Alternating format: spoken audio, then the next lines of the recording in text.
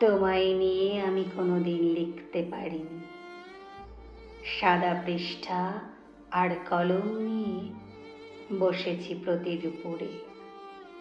ভেবেছি 2 লাইন যদি লিখতে পারি, তবে তোমায় বাঁধতে পারবো আমার ছন্দে।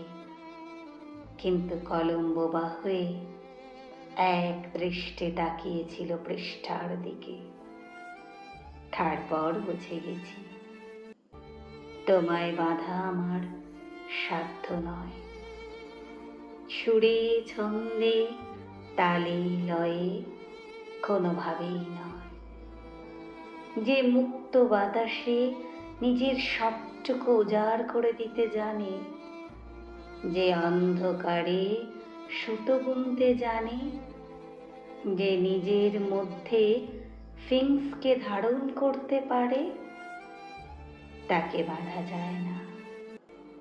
তাকে বাঁধা অসম্ভব।